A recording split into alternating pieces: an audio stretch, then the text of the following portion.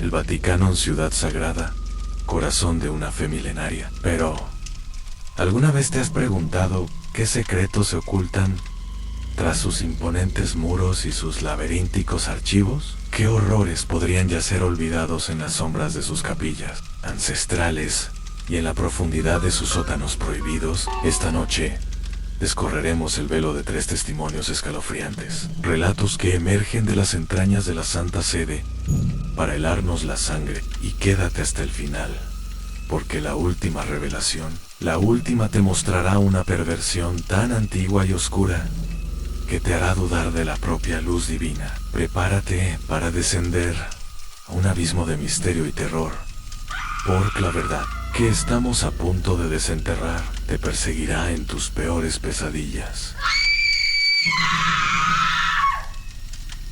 Siento el aliento helado de la desesperación rozándome la nuca mientras intento plasmar esto, antes de que la oscuridad me consuma por completo.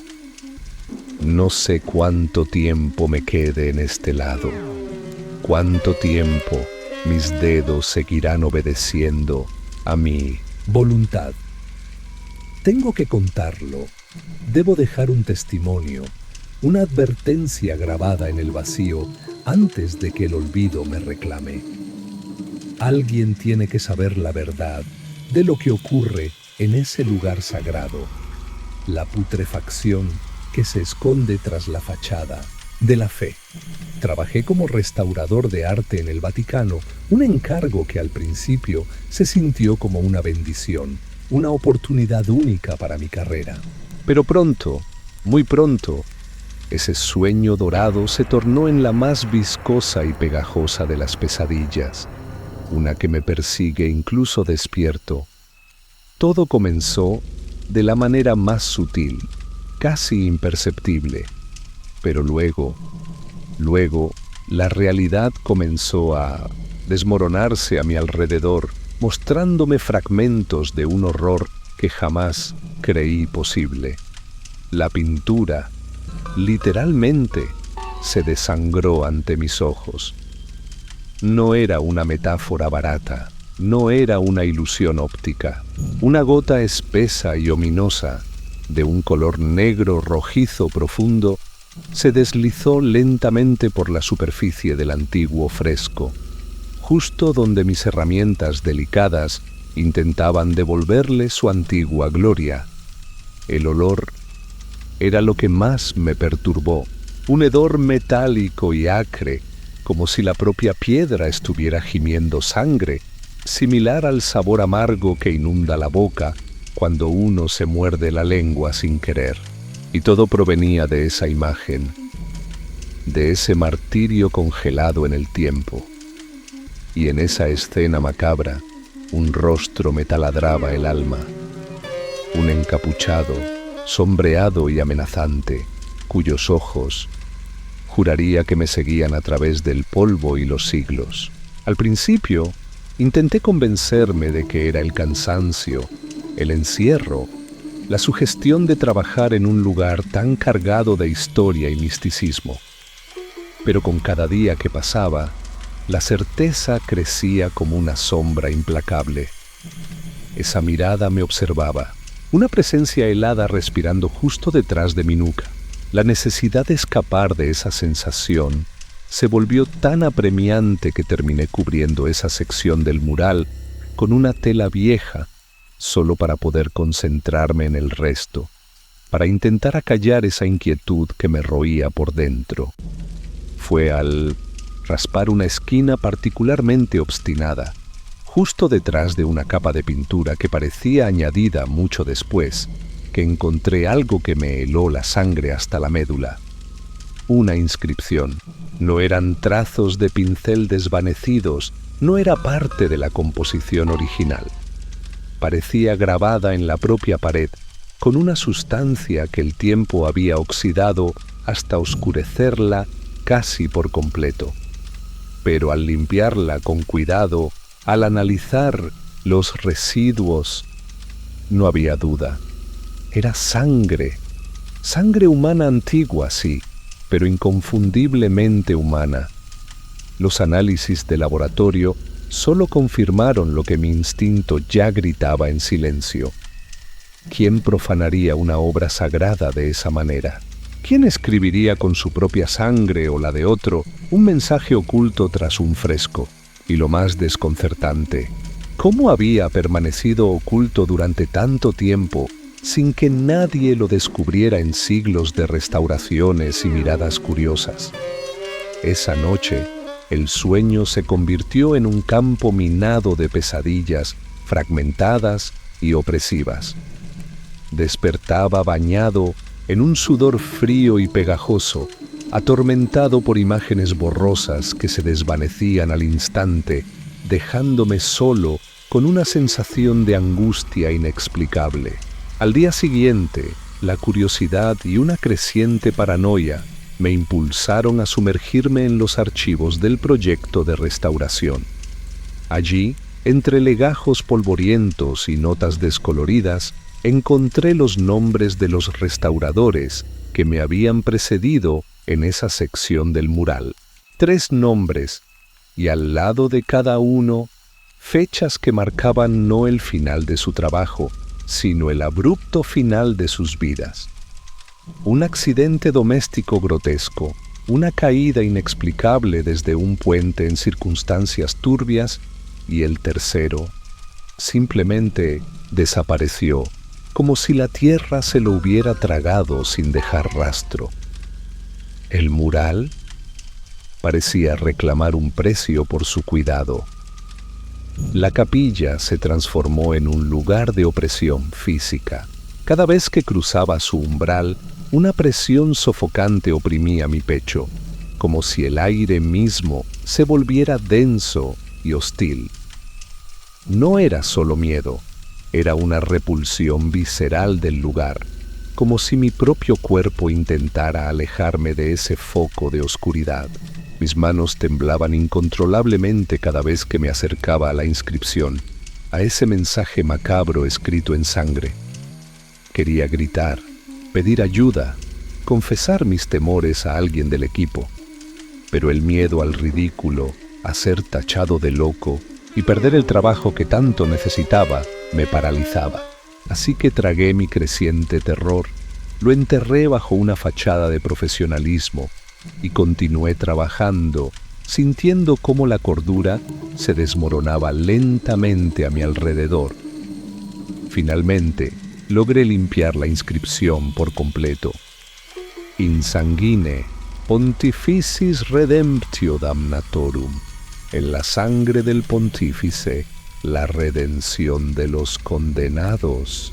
Las letras, irregulares y temblorosas, parecían grabadas con una desesperación palpable, con la torpeza de unos dedos temblorosos y ensangrentados.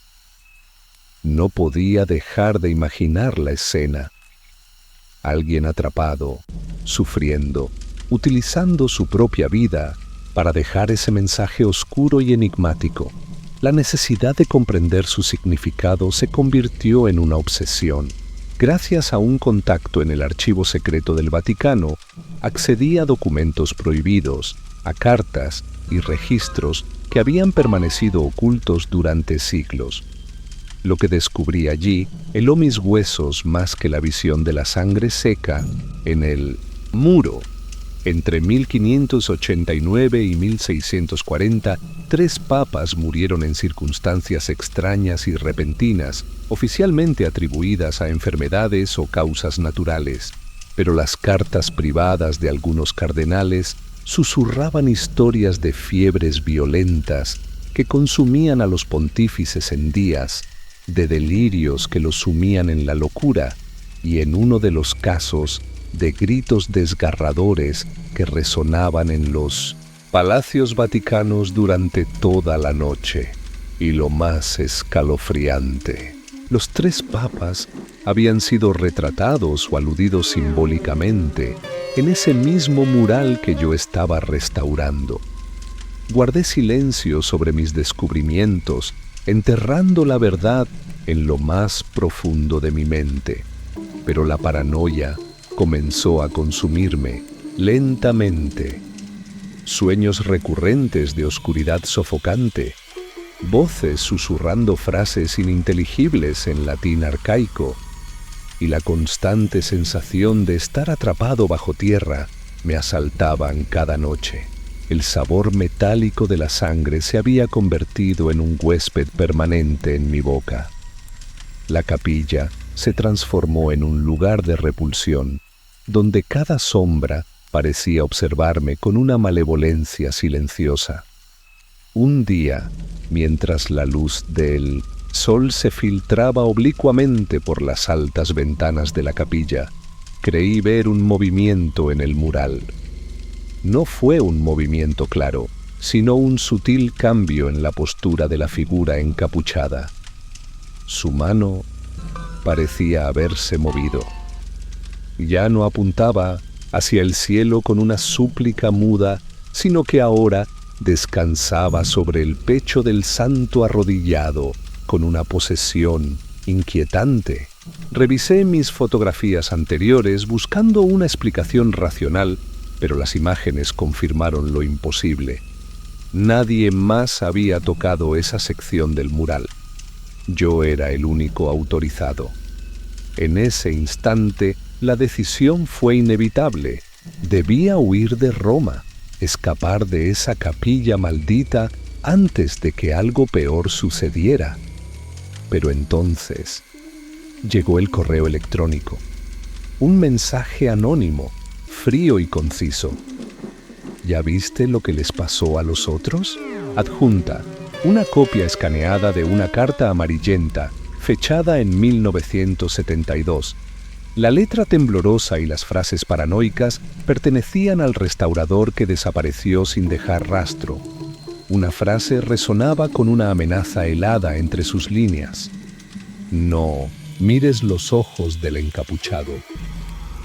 Busqué al padre Benedetti, un anciano sacerdote que solía rondar la capilla. Un hombre con una mirada distante que siempre me había parecido cargada de un conocimiento oculto. Al mencionarle la inscripción y la figura encapuchada, su rostro se demudó. Su piel se volvió pálida como la cera. «Eso no se habla dentro de la capilla», me advirtió en un susurro, llevándome a una plazoleta apartada, lejos de los muros, profanados. En voz baja, me reveló los oscuros rumores que rodeaban el mural, historias de un pintor poseído que había utilizado sangre para maldecir la obra. ¿Por qué no lo destruyeron? No puede destruirse, me dijo con una resignación sombría. Ya lo intentaron, solo cambia de forma. Cada intento cobra una víctima. Me contó la historia del Papa de 1857, muerto inexplicablemente tras un intento de cubrir el mural. La advertencia fue clara: nunca tocar la parte inferior, donde yacía la inscripción. Pero nadie escuchó, o nadie sobrevivió para contarlo. Esa noche, el terror se materializó en cada sombra danzante de mi habitación. La figura encapuchada parecía acechar en cada rincón oscuro, esperando su momento. Mis fotografías del mural no ofrecían respuestas, solo la inquietante certeza de que la mano seguía moviéndose, acercándose cada vez más. La madrugada me llevó a una decisión desesperada. Una última visita a la capilla, una grabación completa de todo lo que había descubierto, un registro tangible de la locura que me rodeaba, y luego la huida, sin mirar atrás. Con una copia clandestina de la llave, me colé en la capilla antes del amanecer, el corazón latiéndome salvajemente en el pecho. Cámara y grabadora en mano, avancé hacia el mural, sintiendo que cada paso me acercaba más a algo que trascendía lo humano. Al encender la cámara, describí cada detalle, cada trazo, cada sombra del encapuchado. Y entonces lo vi. Su rostro había cambiado. No era una ilusión, no era un truco de la luz. Era distinto, más definido, casi reconocible. Un escalofrío helado me paralizó al comprender por qué. Eran mis propias facciones, distorsionadas en una macabra caricatura. Dejé de grabar, sintiendo cómo las piernas me flaqueaban. Me acerqué a la inscripción y debajo noté un símbolo desconocido, un sello antiguo de círculos y líneas entrelazadas. Al tocarlo, un calor súbito irradió del muro. Un sonido seco detrás de mí me hizo girar bruscamente. Nadie. Solo la puerta moviéndose por una corriente de aire inexistente. Una presión insoportable en mi cabeza. Un grito silencioso que resonaba en mi interior. Y entonces lo vi, no en el mural, sino en el reflejo del vidrio protector. Una figura encapuchada de pie detrás de mí, en el oscuro pasillo que conducía al altar. Me giré de inmediato, pero el pasillo estaba vacío. Volví a mirar el reflejo. Desaparecido, sudor frío, corazón desbocado. Grabé unos minutos más capturando el silencio opresivo, los ecos fantasmales. Sabía que debía escapar. De vuelta en mi departamento, revisé el video. En el último segundo, un susurro gutural, apenas audible. Amplificado, las palabras resonaron con una amenaza helada.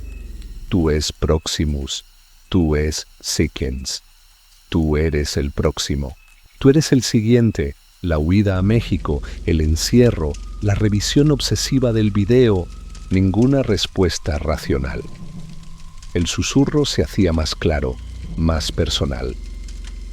La noticia de la repentina muerte del padre Benedetti me sumió en una desesperación fría y paralizante.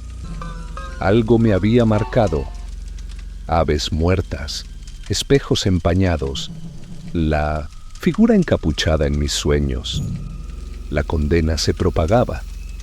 Escribí todo, un testimonio desesperado para el que viniera después.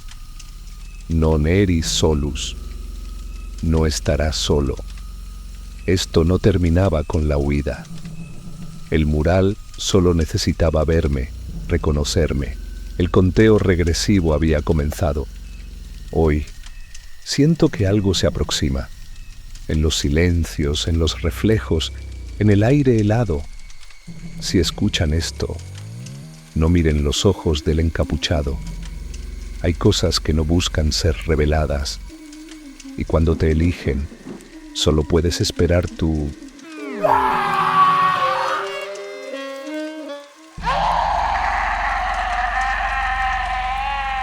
Permítanme adentrarlos en una capa aún más profunda de los horrores que acechan bajo la solemnidad vaticana. Mi encuentro con esta segunda historia fue a través de unos diarios prohibidos, un legajo de páginas amarillentas y frágiles que exhalaban un aura de pecado y desesperación.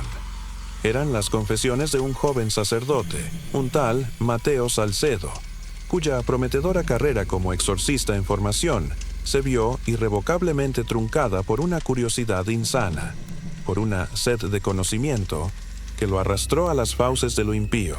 Su relato es un descenso escalofriante a los abismos de una fe retorcida, una búsqueda de respuestas en los lugares donde la luz de Dios parece extinguirse por completo. Mateo, consumido por una ambición juvenil y una fascinación morbosa por lo oculto, se topó en los laberínticos archivos secretos con un códice ancestral, un grimorio fechado en el fatídico año de 1348. Este no era un texto sobre la expulsión de demonios, sino algo mucho más perverso y subversivo, el Exorcismus Inversus, un ritual blasfemo que no buscaba liberar almas de la posesión, sino invocar entidades oscuras, llenar los vacíos espirituales con una presencia antinatural. Las descripciones eran crípticas y perturbadoras, aludiendo a visiones apocalípticas, estigmas invertidos y una purificación a través de un fuego helado que consumía desde el interior. Los símbolos grabados en sus páginas eran ajenos a cualquier iconografía cristiana conocida, y el latín arcaico en el que estaba escrito parecía susurrar maldiciones olvidadas. A pesar de la palpable sensación de peligro que emanaba del códice, Mateo sucumbió a la tentación. En secreto, en la soledad profanada de una capilla abandonada, se atrevió a recitar las palabras prohibidas, a trazar los símbolos impíos en el suelo polvoriento. Al principio, nada ocurrió, pero al completar el tercer verso de la invocación, las llamas de las velas danzaron hacia el techo con una vitalidad antinatural, y un murmullo gutural resonó en la oscuridad detrás de él. Se giró bruscamente, pero la capilla estaba vacía. O eso creyó hasta que, al dar un paso fuera del círculo de protección, sintió bajo sus pies una textura húmeda y palpitante, como si pisara carne viva, carne invisible. Huyó despavorido a su habitación, sus manos aún manchadas del carbón con el que había trazado los símbolos infernales, su aliento agitado y entrecortado. Al mirarse en el espejo del baño, el rostro que le devolvió la mirada era el suyo, pero al mismo tiempo, ajeno, demacrado, con unos ojos hundidos que reflejaban una oscuridad ancestral. Esa noche, el sueño se convirtió en un tormento de túneles sin fin, de manos frías y huesudas acariciando su cuello, y una voz cavernosa que repetía en un latín espectral: «Non redivis, non volverás». Al despertar, el crucifijo que colgaba sobre su cama yacía invertido en el suelo, como un símbolo de la profanación que había desatado.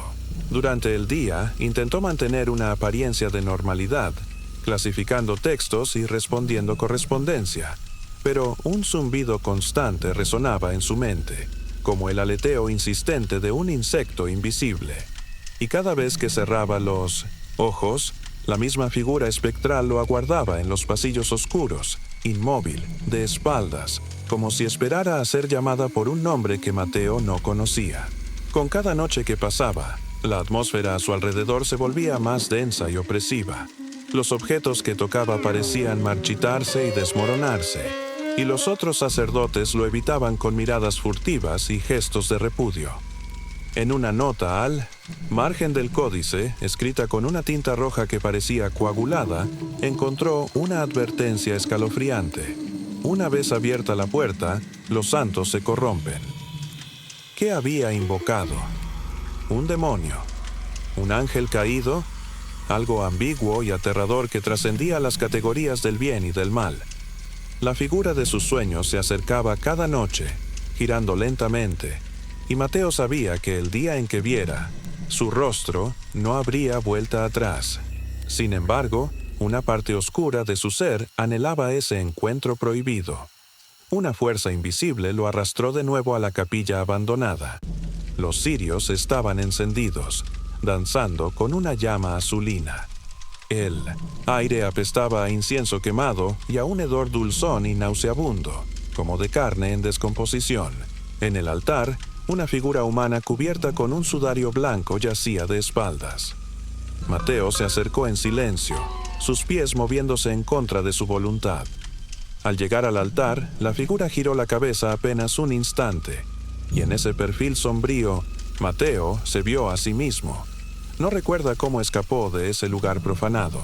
Despertó tirado en el suelo de su habitación, temblando convulsivamente, su ropa empapada en un sudor helado, sus labios partidos y ensangrentados. El olor a sangre vieja y cera derretida impregnaba toda la estancia. Sus brazos estaban cubiertos de marcas violáceas, como si unos dedos largos y huesudos lo hubieran sujetado con fuerza. Al mirar hacia el espejo del armario, la figura espectral estaba allí, detrás de él, más nítida, más cercana, y por primera vez sonreía. La presencia de lo sagrado se había vuelto insoportable. Cada vez que entraba en una capilla, una presión opresiva le dificultaba respirar, y la cruz quemaba, su piel como si fuera hierro candente. Intentó buscar consejo en un sacerdote anciano, pero apenas se sentó frente a él, el cura comenzó a sudar profusamente. Su rostro se demudó y, con una voz temblorosa, le dijo: «Tú no eres tú. No deberías estar aquí». rociándolo con agua bendita sin pronunciar una sola palabra más. El agua no tuvo ningún efecto.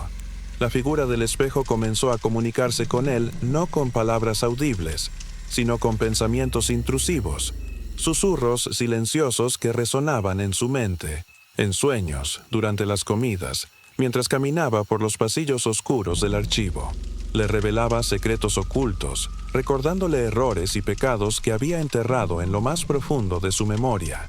Y luego comenzó a decirle que él no estaba corrompido, sino siendo purificado, que aquello que había invocado no era maldad, sino su verdadera esencia, la verdad que los hombres de fe ocultaban bajo sus vestiduras sagradas. Y Mateo, lentamente, comenzó a creerle. La putrefacción no se detuvo ahí. Una semana después, uno de los monjes que trabajaba cerca del archivo fue encontrado ahorcado con su propia túnica. Su piel estaba marcada con los mismos círculos extraños que aparecían en el manuscrito prohibido. Nadie entendía cómo había entrado en esa sala sellada. Nadie sabía que Mateo había dejado la puerta entreabierta. Fingió sorpresa y horror. Incluso rezó con los demás, pero por dentro sentía una punzante hambre. Una necesidad oscura que lo impulsaba a buscar más textos profanos. Desapareció una monja, la hermana Leticia, una anciana ciega de un ojo que solía llevarle pan y té por las tardes. La buscaron por todo el complejo durante días.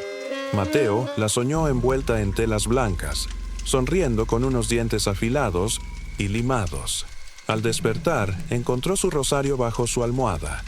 Nadie lo acusó directamente, pero las miradas de los guardias se volvieron suspicaces y acusadoras. Un día, al regresar a su habitación, encontró la puerta abierta y todo revuelto. Sus papeles, sus libros, incluso el colchón levantado. Faltaba el manuscrito de Lucio V. No había señales de forcejeo. Alguien lo había tomado con calma, sabiendo exactamente lo que buscaba. Esa noche, la figura no apareció en el espejo, ni en sus sueños, y ese silencio fue más aterrador que su presencia constante. El vacío fue inmediato. Los pasillos se sintieron más largos y oscuros, las personas pálidas y demacradas. En el comedor, un joven sacerdote gritó sin razón, señalando a Mateo y acusándolo de tener fuego saliendo de su boca. Esa tarde, fue llamado a una oficina donde un obispo y 2 miembros de la Congregación para la Doctrina de la Fe lo esperaban. Sabían del ritual prohibido. Fue suspendido. El obispo anciano le dijo: «Lo que desataste no se va a ir contigo, pero sí va a usarte para quedarse». Esa noche, Mateo decidió no encerrarse. Se sentó solo en la capilla principal. Las velas se encendieron solas. Y lo vio, frente a él, su doble oscuro. No hablaron, solo se miraron. En su habitación, el manuscrito estaba abierto en la última página. Lo sagrado solo es puro cuando enfrenta su sombra. Mateo comprendió. No había invocado un demonio. Se fue del Vaticano. Un monasterio abandonado en Calabria se convirtió en su refugio. Recibía a almas rotas, mostrando el rostro que él había visto. No volvió a practicar exorcismos. El verdadero terror, dentro de nosotros. A veces se pregunta si aún es humano, pero al ver sus manos, sus ojos, sabe que es un templo. Lo que vive en él busca testigos, y cada vez son más los que vienen a mirar.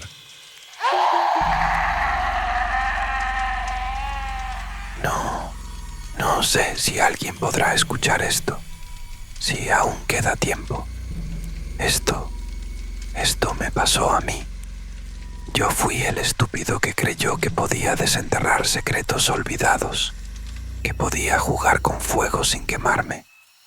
Yo fui quien encontró ese libro, maldito, quien vio mi propia sombra moverse con una voluntad ajena. Tengo que contarlo. Debo dejar una prueba. Antes de que me alcance por completo. Todo comenzó con una simple curiosidad, una fascinación morbosa por los rincones oscuros de la historia. El libro de 1842, encontrado en los archivos secretos del Vaticano. Páginas manchadas, un latín vulgar que susurraba herejías, ilustraciones grotescas de una Eucaristía impura. Corpus meum non est sanctum. Mi cuerpo no es santo. Las fotos que tomé a escondidas revelaron cosas que no vi en el momento. Marcas extrañas en la pared, huellas de manos largas y huesudas que no eran humanas. Y luego, mi propia sombra comenzó a moverse por sí sola, como si tuviera una vida independiente, una existencia separada de la mía. Las grabaciones de voz se llenaron de susurros, voces en latín que no estaban allí cuando hablé. Impurum. La palabra resonaba una y otra vez. Incluso en el silencio de mi apartamento, las escuchaba. Non sum ego dictum. No soy la ofrenda. Y entonces, la paranoia me consumió. Empecé a grabarme mientras dormía y lo escuché, mi propia voz, saliendo de mis labios dormidos, pronunciando frases en latín que jamás había aprendido. Y al revisar el video, mi sombra, de pie, junto a mi armario, mientras yo yacía inconsciente en la cama, no era mi sombra. La búsqueda desesperada en las fotos, la custodia invertida. Exe ubi comedit caro mortua. He aquí donde se come carne muerta. Nadie conocía esa frase, hasta que encontré la verdad, la orden desaparecida, los fratres hostiae occultae, su rito fallido. Y en una de las fotos, la figura al fondo del pasillo, sosteniendo ese cáliz oscuro, y colgando de él parecían dedos, y detrás mi sombra, mirando hacia otro lado. Mi sombra se rebeló contra mí, dejó de imitar mis movimientos, no proyectaba el cigarro que sostenía en mi mano. Busqué ayuda, un sacerdote que palideció al escuchar el nombre de la orden de comunión corrupta, la pérdida de la identidad. Había soñado con el hombre sin rostro. Sí, lo había soñado, pero no se lo dije. Tenía miedo. Me aconsejó destruir todo, pero ya era demasiado tarde. El disco duro, desaparecido, los archivos corruptos, su número de teléfono, borrado de mi memoria digital. Estaba desapareciendo. Mi propia existencia se desvanecía.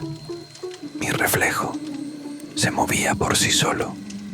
Me miraba con ojos fríos y ajenos. En el sueño, la figura sin rostro se acercó. Marcas en mis brazos al despertar. Llamé a mi hermana. Escuché otro clic en la línea. Mis colegas me evitaban. En mi trabajo, nadie me recordaba. La carta negra. Communio facta est tum corpus non audit. La comunión se ha hecho, entonces el cuerpo no escucha. Mi última grabación, horas y horas. Su voz, mi voz, repitiendo la frase, el confesionario vacío. Ya no puedes volver. Me encerré, tapé los espejos, desconecté todo. Escribo esto antes de que sea demasiado tarde. La verdadera maldición, el olvido, lo vi en mi casa, en el pasillo. Extendió sus manos, me ofreció la hostia negra. No la tomé, pero está aquí, en mi mesa de noche. La siento dentro de mí. Mi sombra ya no se mueve. La cámara solo muestra su espalda. Mi espalda, atrapado en ese rito eterno. Programé esto. Si no ingreso la clave, ya no estaré aquí. No lo busquen. Quemen esto. Olvídenme. No quiero que mi sombra los vea también. La hostia dentro de mí, susurrando. Palabras que ahora entiendo. La Eucaristía impura no necesita repetirse. 3 almas atormentadas, 3 ventanas a los horrores que acechan en el corazón de lo sagrado. Han sentido ya el frío de la verdad que han desvelado. Les persiguen las sombras de sus testimonios. No permitan que estos relatos se desvanezcan en el silencio de la noche. Mantengan viva la llama de la curiosidad y del terror. Suscríbanse al relator de medianoche para no perderse ni un susurro más de las profundidades de lo desconocido. Compartan estas historias con aquellos que se atreven a mirar más allá de lo que se nos cuenta. Y si el escalofrío ha recorrido sus venas, si la oscuridad los ha tocado, dejen su me gusta como testimonio de su valentía. El Vaticano guarda muchos secretos y algunas puertas nunca debieron abrirse. La medianoche siempre revela las verdades más oscuras. Hasta nuestra próxima inmersión en la pesadilla. Y recuerden, a las sombras siempre escuchan y a veces aún responden y a veces dan esas respuestas. Son más aterradoras que las propias preguntas.